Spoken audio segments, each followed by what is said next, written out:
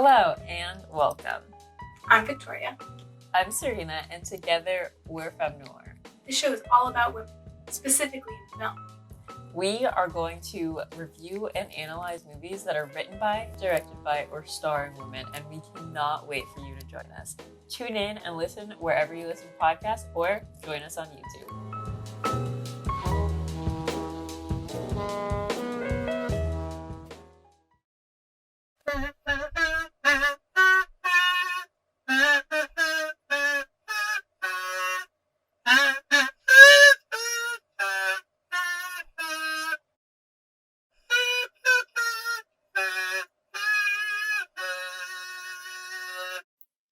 Well, hello, and welcome to Femme Noir, a podcast where we talk about movies that are centered around women. And today, we're talking about the movie Black Bear. Black Bear is a film directed by Lawrence Michael Levine.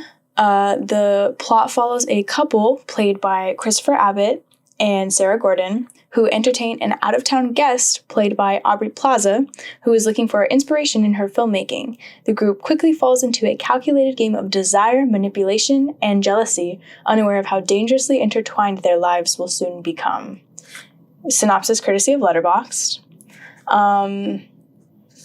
This synopsis makes it sound like a way better movie than it is. It's a very not good movie that we both hated. But we are going to talk about it anyway. Mm-hmm. Yeah, the synopsis was like one of the main reasons I was like, oh, this is probably like gonna be right up my alley, like a cool like psychological drama. And then I watched it and I was like, oh, I get it. It's for men. Yeah. Just right off the bat, I know. And yeah, I mean, we'll talk about the Bechdel test stuff later. Because, like, it actually does pass. I would say that it does pass, but I wouldn't say that it's a movie that's sensitive to women. Literally, that scene where, I mean, we're just jumping right into it. Should we do first impressions first, and talk about that? I guess. I feel like we kind of went over them, like, our first, like, we didn't see anything about the movie. Not really. Yeah, neither of us. I guess, yeah. Well, okay, so I heard about it at Sundance last year because it premiered at Sundance last year in 2020, and Same. I heard good reviews. I heard that Aubrey Plaza has an amazing performance. I heard that it was really serious, and I had only ever seen her in like Parks and Rec and all her sitcom stuff, so I was like, okay, that's going to be really cool. And then as the year progressed and more people who weren't critics saw it, the worse and worse the reviews were that I read, and I was like, okay. I went into it kind of with no expectations, and I was still let down. Really upsetting. And we talked about it a little bit before. The acting was really good. It wasn't really like the actor's fault, I don't think. Yeah, I think they were just given a bad script. Actors, they really played the characters they were given. And honestly, the characters they were given weren't bad. They're just like I said, it's for men. It's just not like, it was a lot of gratuitous I feel like if I was a guy, I would enjoy the movie better. Like, I wouldn't have been triggered every 5 seconds by something stupid. Yeah, it was a lot of self-servient dialogue, and like the what is it? Topics of discussion that the characters had were really of a certain like perspective. Like, they weren't I don't know, relatable to me in any way, and they also didn't like develop any sort of like inter-character relations in my opinion. And you can feel it right off the bat. Like, even like immediately the movie opens. Yeah, it feels fake from the very beginning. And you're kind of like, okay, maybe this is like what it's supposed to feel like. Yeah. And then you're kind of like, okay, I think, and then it shifts, and then you're like, oh, okay, wow, these characters really like got in there.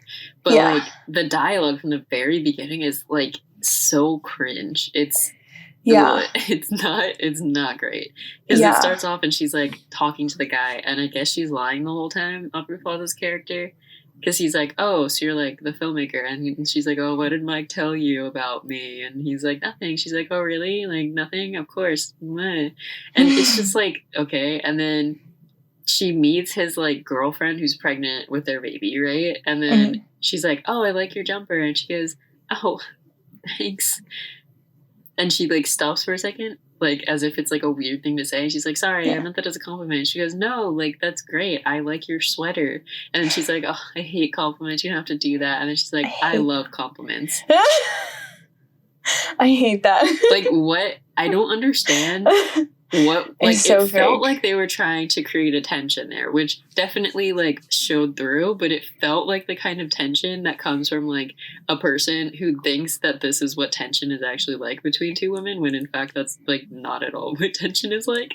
Like, to me, there wasn't tension in the meanings of their words. There was tension in the fact that it was such an awkward conversation that I know that both of them, if it was real life, they would both be like, oh, cringe later. They'd be like, oh, why did I say that? Oh, cringe. Like, not because it was like, not because they were competing or like what, like the stuff that they wanted you to feel. Awkward. It was just because it was an awkward conversation. It felt like one of those scenes when you're like in an improv class and they're like, okay, so you gotta say this and then you gotta say this, and they're like, everyone's just watching them and they're just like, okay, your mom's fat. Like, no, it literally they're like, I love your mom. I'm so sorry I had to say that. It's my grades on the line. Like, that's what it felt like. No, you're so like, right. I don't know. It's so weird. And then they go you're so right. at the dinner. Oh my goodness. The dinner when he's like... it dragged on. The whole thing about her cooking. Yeah. I was like... I hate that I can always remember really bad dialogue. It pisses me off so much because I really would like this to not live in my head. But literally she's like, oh, it's so nice. You're lucky with this one. And then she's like, oh, what do you mean? She goes, you've got a man that can cook. And then she's like, oh. And he's like, and she's like, I don't know how to cook. And then the girlfriend's like, you don't know how to cook? You don't know how to cook? You can't even, like, scramble eggs? You've never baked a potato? She's like, I've never baked a potato. And I was like, I hate this. I hate it so much. And then she's like, oh my gosh, what kind of mother did you have that didn't teach you how to cook? And then she goes, my mom's dead. But then she was lying later. A half hour later, you find out that she was lying. Like, are you lying right now? The same conversation a half hour later. Nothing happens between that and like a half hour later, that conversation. Oh, I was going to go on to the scene about they start foxtrotting. Yeah, dancing in the living room. And then she's like, you should dance with him. He's a great foxtrotter. And then there's like, again, it felt like when you're in 5th grade and you're first to like square dance with like a partner and you're just like, oh no, this is so scary. I'm going to step on him. And I'm like, oh my God, I have to touch a girl.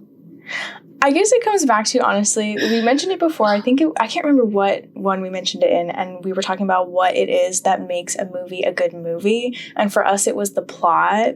Maybe for some people, they're like, oh my God, the dialogue is so good and interesting. Like, this is such a good movie. This movie was only dialogue. This movie would have been better as a book. It did nothing special. The fact that it was a film, you know what I mean? It's like you have all these other elements that they didn't quite utilize to their furthest extent, and that's like a whole genre now. Is like the talking, like it's all just like weird conversation. It's like a podcast. You're watching these people give weird opinions, and it's all like these aren't real people. These are a writing team's like and you can culmination. It's all fake. You can kind of feel that it's like one perspective that they tried to be like 3 different perspectives. Yeah. For example, the scene where they're going on about feminism after the foxtrotting and after they started yelling, and she's like, you're just into traditional gender values and gender roles, and he's like, just because I'm not into traditional gender roles doesn't mean I'm a male chauvinist, okay? Just because I decide, or just because I think that like because we've gotten rid of gender roles that all society is going to hell right now and we keep bringing things up, it's like we would have been happier with these gender roles. And then Aubrey Plaza chimes in, her character Blair, no, what's her name? Allison? Yeah. Allison chimes in and goes, oh my gosh, you know what, maybe you're right, maybe I am an anti-feminist. And they're like, what? She goes, I was joking, I'm just kidding. And then she goes, but actually, no, I think women should be slaves. They should have been slaves like they were in the 1700s. Why? Because I have no direction in my life. Like, and we talked about this a little bit before. That's some hella internalized misogyny right there. Like, I'm sorry.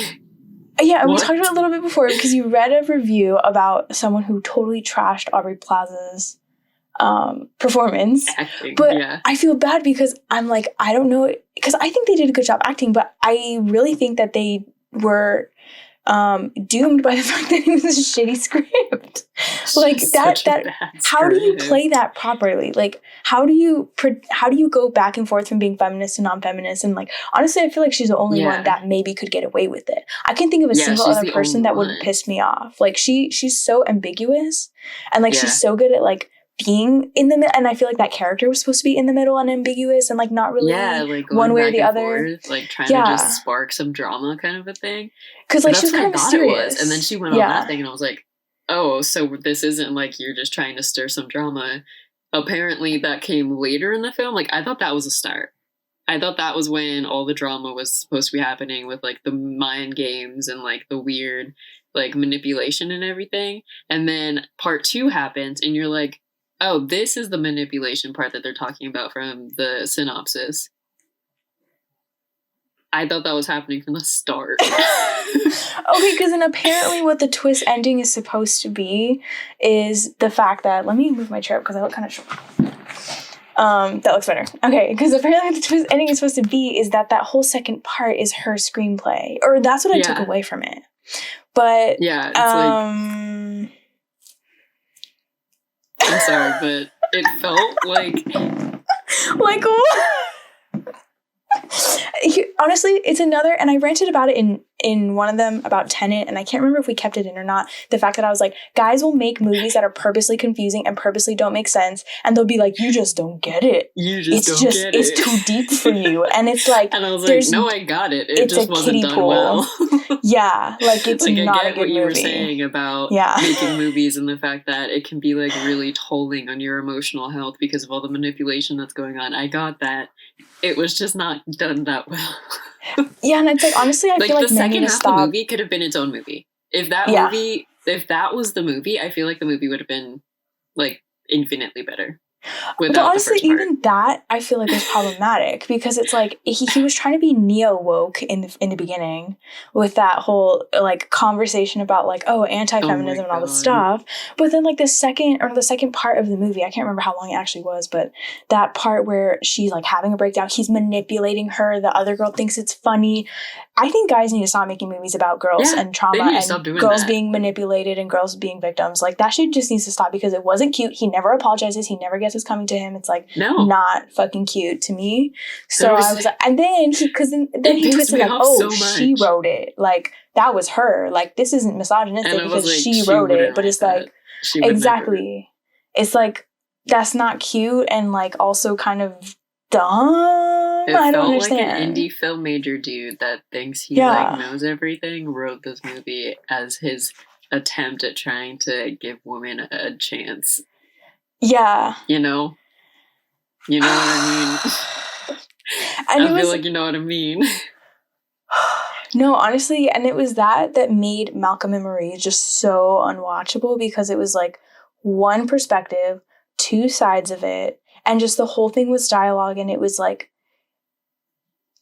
literally. Oh, I wish you saw it because you totally understand what I mean. I heard a lot about that, and I can kind of like even from just the clips that I've seen, I can kind of get it because there's the clip where she's like, "No, Malcolm, why didn't you write me into your speech?" And like even that line just in itself, and he's like, "What did you want me to like? You're in the credits of the movie," and I was just like. Yeah. When I saw that, I kind of was like, I don't really want to watch it anymore. Dude, yeah, there's this really bad part. I wish I could remember it word for word, but it was like, do you remember how like that there was that quote floating around where Malcolm goes like, oh, and why did Barry Jenkins' Moonlight like get so popular? Is it because he's straight? Or like some shit, there was some shit he said about Barry Jenkins. But anyways, in that same conversation, he also says like, and what, like the male gaze isn't real because like being male isn't real because like gender's fake and da-da-da. And it was just like, that's what I mean by neo-woke because I'm like, what amount of privilege do you have to be like, oh, like being male isn't Like, literally, it made me want to fucking scream. But I knew that this movie was going to be similar to, like, it's a whole genre of dudes just, like, being gratuitous and, like, just getting all their, like, venting through a film that they're able to premiere at Sundance. And it's so upsetting that this kind of shit will get more recognition than something that's actually fucking good. But they're not made by a white man. It's fucking upsetting. Oh my Makes me want to fucking die. Because, like, I don't care that it's, like, the leads in that movie weren't white, because it's, like... You know how there's, like, movies where they're, like, if a dude tells you this is his favorite movie, it's a red flag? Yeah. I'm adding this movie to the list. No, you should. As you should. As you should. No, it's true. I actually just recently watched... Maybe we could do a podcast on this one, but I just recently watched American Psycho. Have you seen that one? No. Oh my god, it was so fucking good. Written and directed by women. By women, yeah. And I was like, why is this so fucking good? And, like, the whole That's why. I know, right? It's because women know how to write from both the male gaze and the female gaze. But they also know how to make it so that everything isn't subject to the male gaze. And so there's different layers of nuance, because men literally can't look at anything like that because they've always been catered to. It's ridiculous. No, literally, because it was, like, really theatrical, and I don't know if that's just the way that Christian Bale played it, but I was, like, I think, like, a little way into the movie, because the premise is that he's a serial killer and he kills women, and he, like, gets a couple, like, hits or whatever, he kills a couple women, but you never see it, and I was like, what director is this? Like, that's not showing, and it's a women, and then it was, a woman, and it was written by women, based on a book, but, like, there totally could have been scenes where it's, like, because he would seduce them, and then, like, kill them, but there totally could have been scenes that were exploitative, and there weren't, and I thought it was, like, funny, like, I don't know if that's fucked up, but it's, like, it seemed like you're supposed to think that he's a joke, you know, he's, like, this super uppity, like, businessman, and he's like, oh, I'm serious, and all that kind of stuff, and I felt like you're not supposed to take him seriously, like, you're supposed to be like, you know what, dude, what do you do? Like, you do nothing, you're a joke, and it was just the best movie ever. Dude, honestly, it was such a good movie. Dude, yeah, the Joker who, like, wow. That movie was literally so fucking good. I was like, that we could maybe do a podcast on that one. I was so shocked. I thought I was going to hate it, but it was amazing. The only reason I haven't watched it is just because there's certain, like, mannerism Christian Bale makes that kind of scare me, and I just... like, what? It doesn't I have to be, like, mentally prepared because he's kind of scary.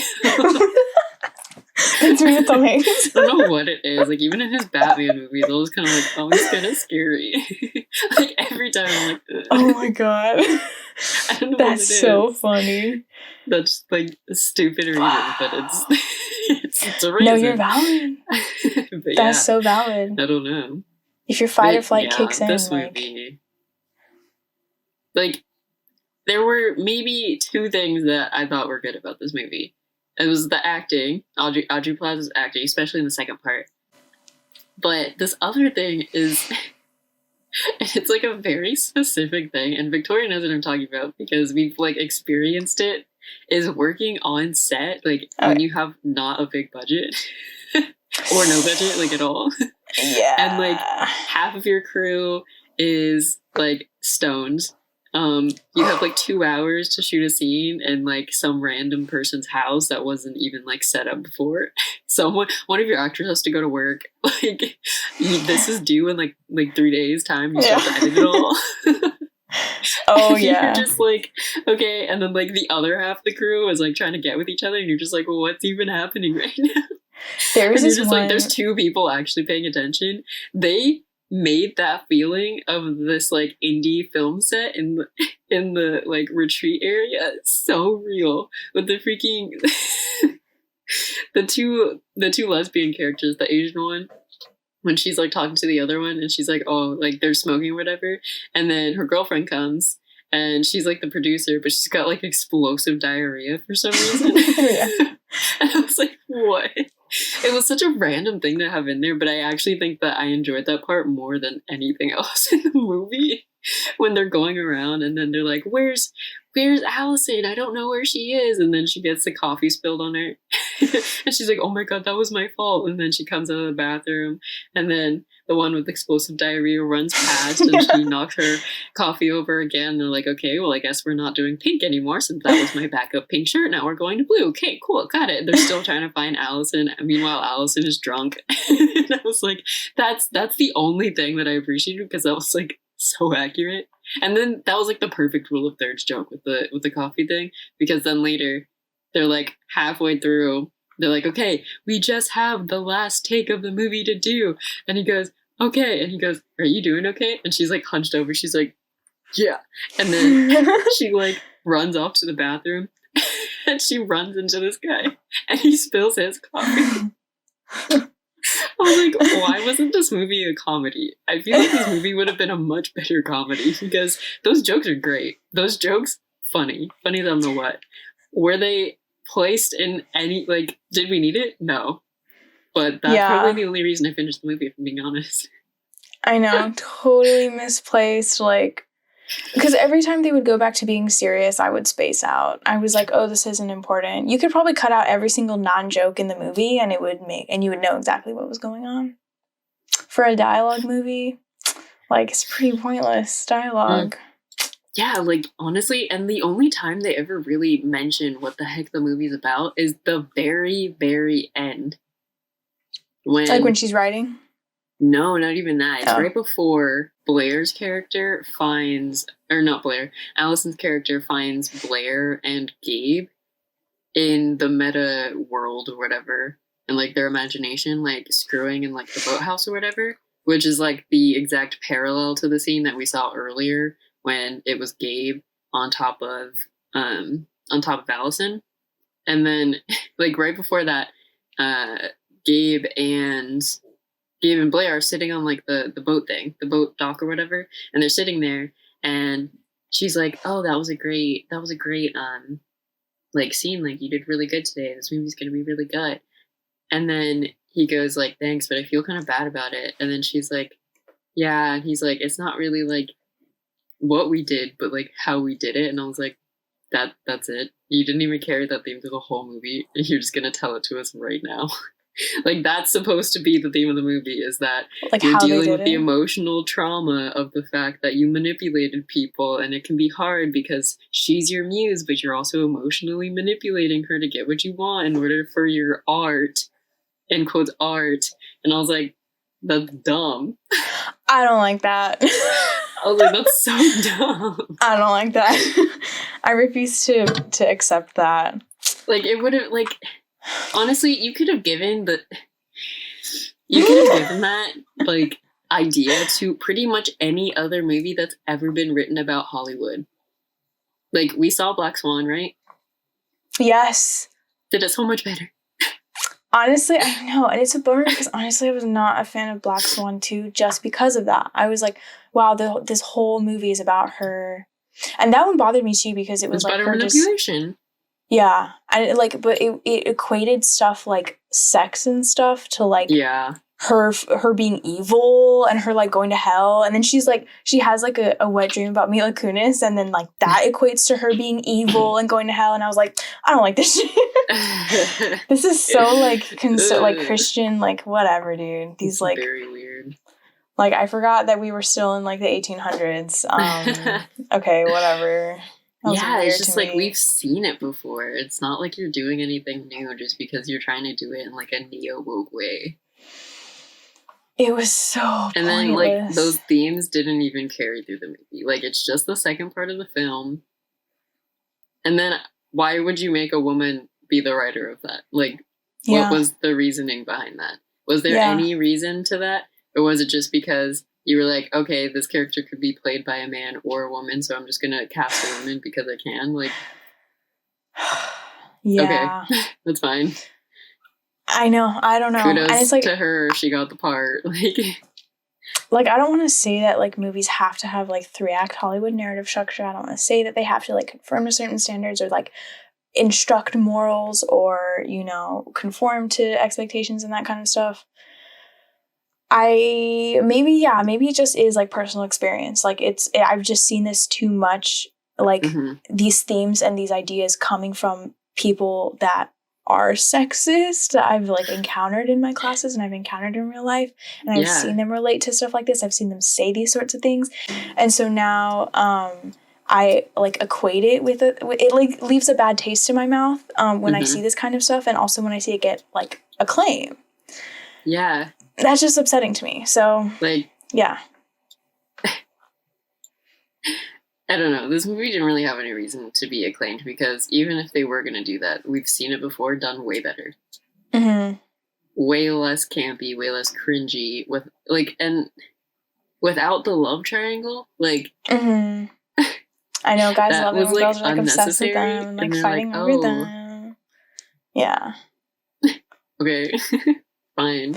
And I was saying earlier, just like a little bit about like why would they have a woman do this? Because I remember specifically, and sorry if these guys are listening, but I still think they were wrong for doing this. In one of our classes with those guys, they tried to make this like revenge movie with like this girl as like the main character, and then she like comes in from the story that's being written. It's literally, this movie made me think of it so much because their idea for this movie was that it starts off with this girl getting kidnapped, right? And then before she like gets killed and like dies and like gets raped or whatever, it goes and cuts to a writer's room. So it turns out this is all just a movie that's being written, right? And they're trying to figure out what kind of movie, like what the ending should be. Like, should we kill her? Should we not kill her? And then they come out of that. And the main character from the story that they're writing like manifests in the room and like kills them all in the boardroom. And our professor, female professor, says, I feel like you had an idea, but it doesn't feel like you really like nourished it, right? Like she's like, it feels a little like tone deaf. And then they tried to argue and say, how is it tone deaf? Because the girl gets revenge. And they did not understand the fact that it's not justice if the girl is still getting brutalized on screen. Dude, she gets brutalized on screen and all she does is come back and kill them. Like, she doesn't get an actual voice or anything. She just, like, nothing. She just exists purely so that she can be brutalized. And then she exists after that for your entertainment. Okay, great. That's not justice. That's why it's tone deaf. And this movie was basically the same thing. It was basically the same thing. I cannot.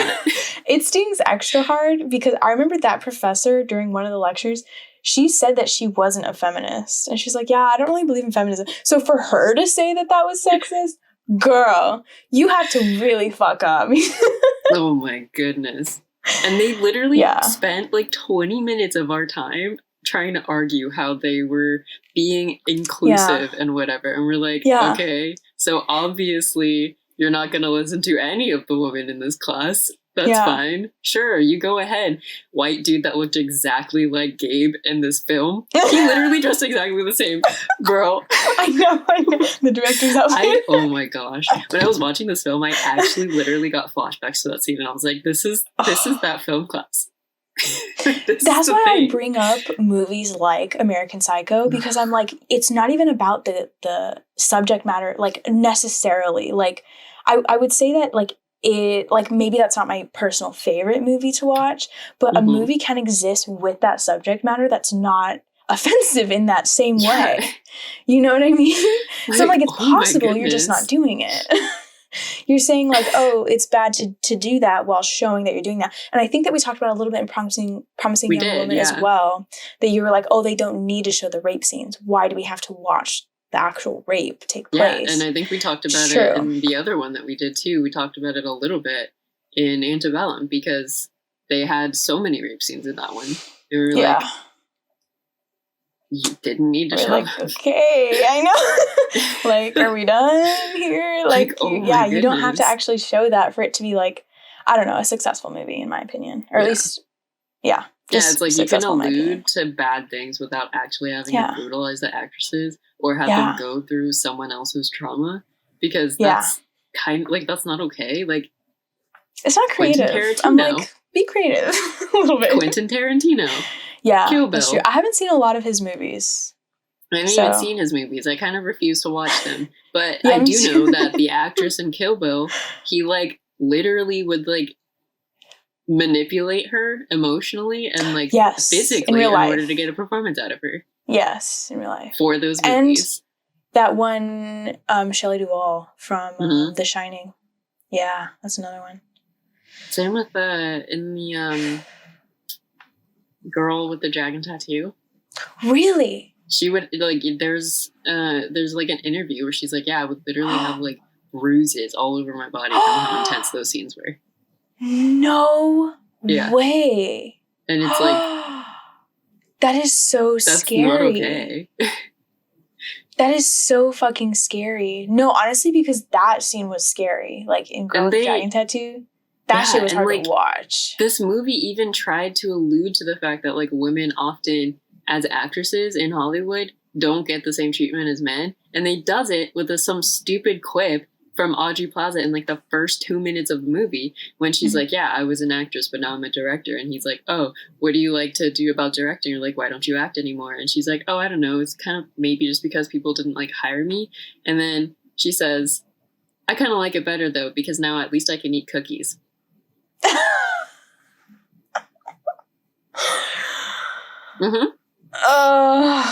No, let's talk about cookies. Let's not talk about how women actually are literally being brutalized for rape scenes. Let's talk about cookies. How are those cookies? Tell me, Lawrence. Tell me about those cookies. Oh my god. Tell me about how a woman, what's the quote? She says, maybe I should have been a slave in the 1700s because then at least I would have some direction in my life because I have no idea what I'm doing. Okay, Lawrence. I'm glad you think that that's a struggle women feel. I cannot. That was what he had to offer. That's what he brought to the table. Well, maybe as a woman you would feel better if you were in the 1700s and still oppressed completely more than you are now because it gives you direction in life.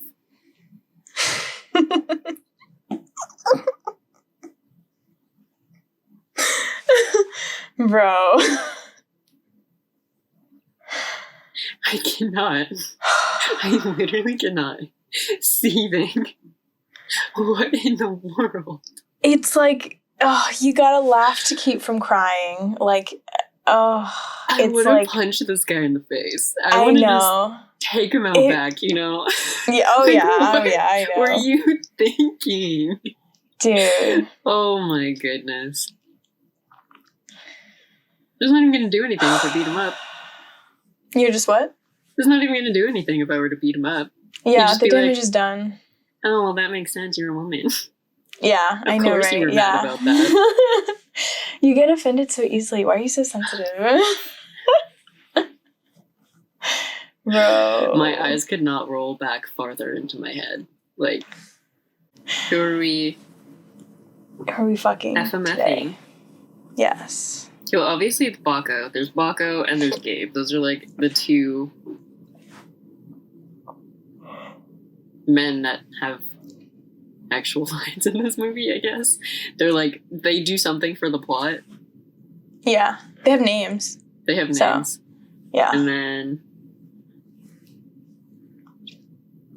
Baca, Gabe, and the costume designer guy. God, I hate this movie so much. It almost feels cathartic because it's like, oh yeah. His name is Mike. I realize that Mike is the guy that ends up playing Gabe's character in the Meta movie. Oh, yeah, but he's the guy that they bring up in the beginning. Oh, what did Mike tell you about me? Alright, so Mike, Baco, and Gabe. FMF. Okay. All of them make horrible decisions. Except for Mike. Mike doesn't suck. Mike doesn't suck. So obviously... Dang it, I forgot we're not killing.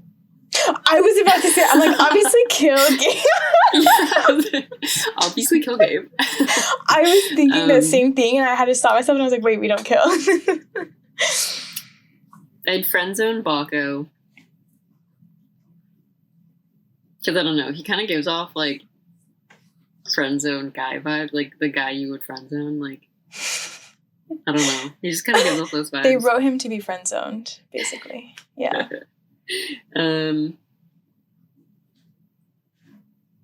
Marry Mike, because, I don't know, he's the only one that was like, yeah, Aubrey, you're correct. You shouldn't say that line. It's dumb.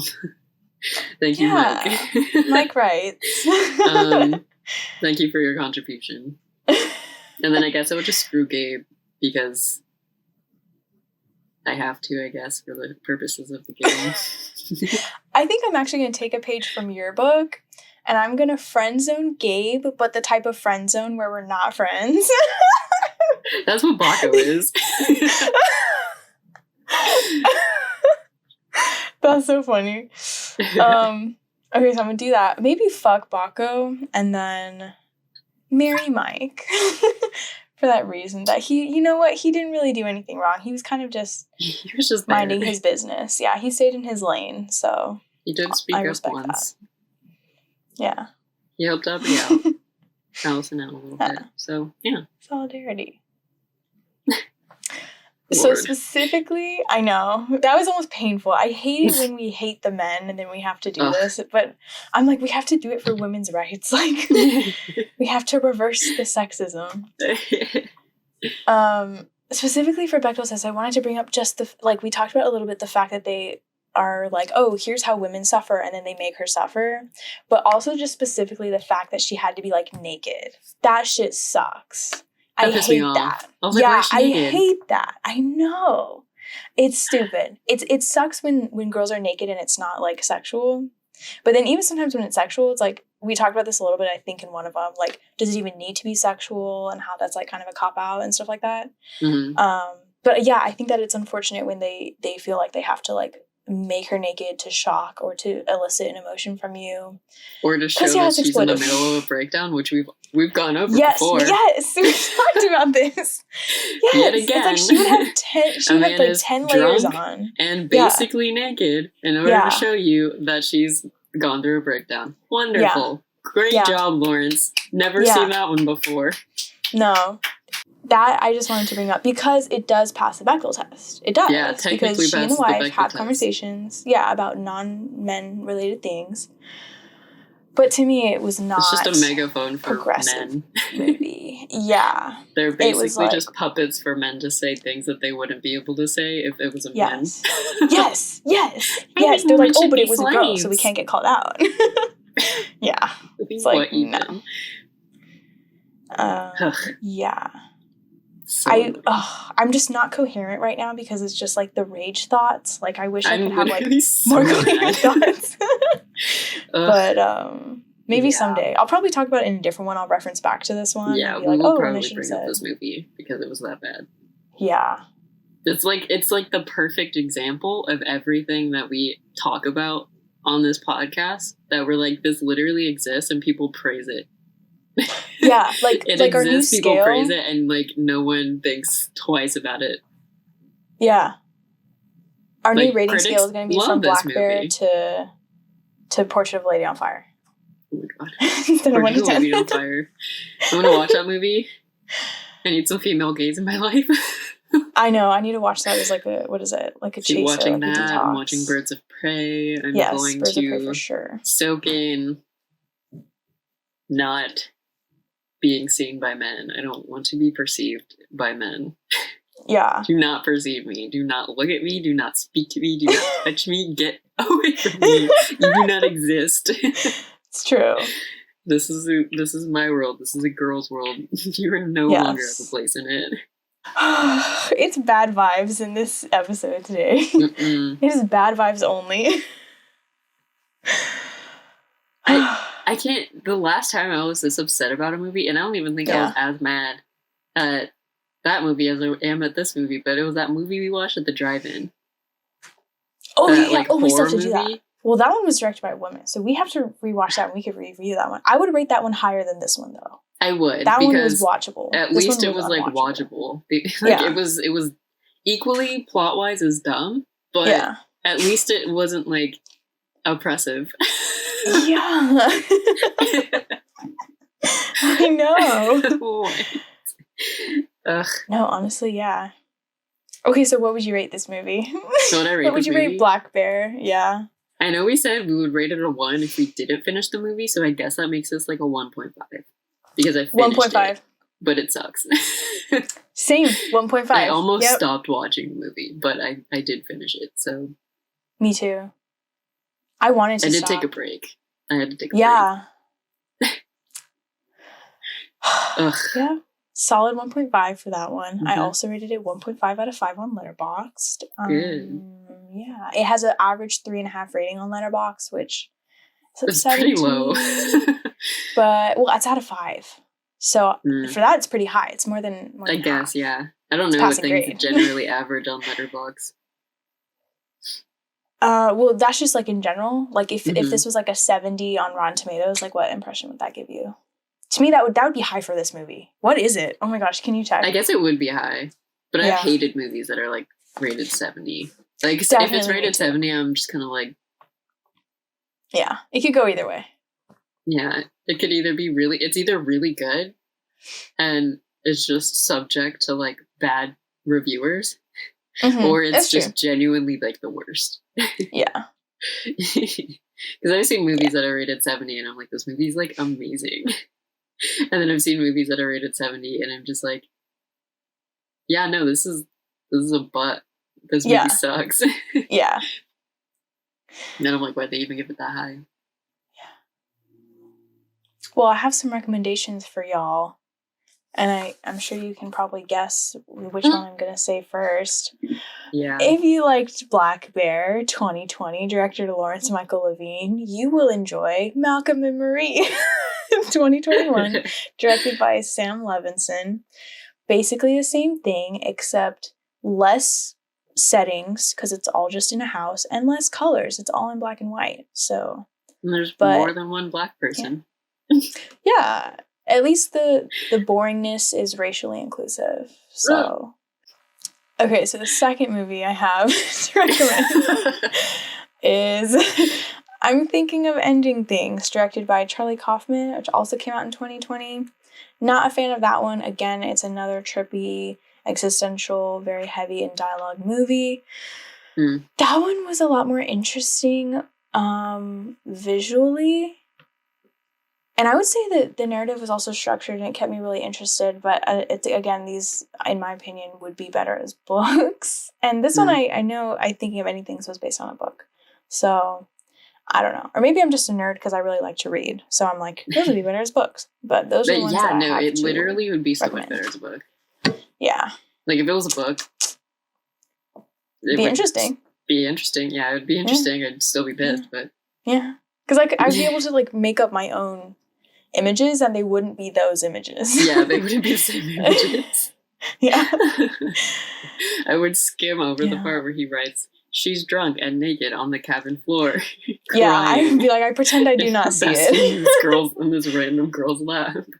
Yeah. Skips it completely. Yeah. Rips it out, blocks it out with Sharpie. Oh yeah, definitely. Yeah. You get to make it your own. Yeah. Mm-hmm. So I guess I have 2 movies that I would recommend. And one of them is also a Charlie Kaufman film. And this one actually won an Oscar, which it was like... Goes to show you. I don't know if it's like an animated film. I did not like this movie. It's got an interesting premise, but again, the way that like the images and everything was just like, why on earth? Anomalisa, if you know what I'm talking about, I'm sorry that I just triggered you. I don't know what you're talking about. Oh man, I'm gonna look it up after. That's got like puppets, but they're like real life people, and everyone's a puppet, but they all have the same face. And it's supposed to be about like individuality, and for some reason there's like a 2-minute long puppet sex scene that no edits, no cuts or anything. It's a one take. It has that in it. And then he finds this girl that he's in love, also the one that he has sex with, and then she starts to not have the same face as everyone else. But then there's like this secret corporation that's like, no, you can't be an individual. Everyone must be the same. And so they're after them. So they have to be on the run for the rest of their life. They're puppet. I want to look that up. That sounds fucked up and weird. And I'm so It is really weird. It's also animated. I'm fascinated. Wow. You had me at puppets. If you like really weird things, like maybe you'll like that movie because it's definitely more interesting than this one. Okay, and then I guess the last movie that I have is Ingrid Goes West. If you just want to see Aubrey Plaza acted more things. This movie actually isn't bad. Elizabeth Olsen is in it, and it's actually pretty interesting. I have to say, it's a good one. I need to see it still. I haven't seen it. We should talk about it.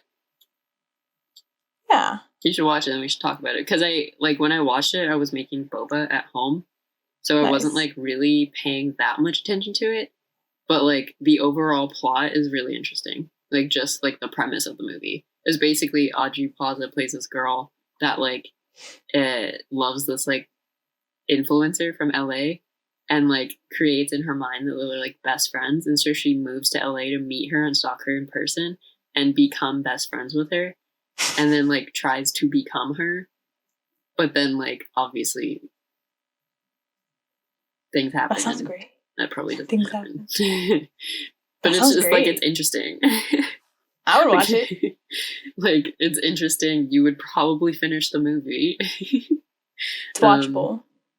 Yeah, and like who doesn't love Elizabeth Olsen and friggin' Aubrey Plaza? Same movie. Honestly, if you want real fun, go and watch all of their like press conferences because their interviews together are amazing. They're so funny. They're funny and adorable, and I love them. Aww. Yeah. Okay, so with that, we are done with this episode of the podcast. Thanks for listening. I hope we didn't like kill your ears with our being upset and ranting of this. If you haven't seen the movie, by all means, please check it out. Don't just take our opinions for it. Go and watch it. You know, like you don't have to hold our standards to everything. Like you are allowed to enjoy this movie if you like really do just like this movie. It's not mandatory that you hate it because we hate it. Okay. Yeah. So if you haven't seen it, go and take a look and then listen to this podcast again, and then I don't know, maybe it'll have a different impact on you. If you have seen it, and you're still listening, thank you. We appreciate you. But yeah, go ahead, like, comment, subscribe if you're on YouTube. Go ahead and leave us a review if you're on any podcasting site, Apple Music or whatever. Follow us on literally everything. We're not on everything. We're not on Twitter, but we're on Instagram, TikTok. Love to have conversations with y'all. Love to talk about movies. Please suggest us movies. We would love to watch more movies that aren't just on me and Vic's radar. If there are movies that are on you guys' radar that you want us to watch, we would love to watch them. But for the purposes of the podcast, again, has to be written by, directed by, or starring a woman. So with that, we leave you. Have a good night or day or whatever time of whatever. I don't know. Time's not real. Bye. Bye.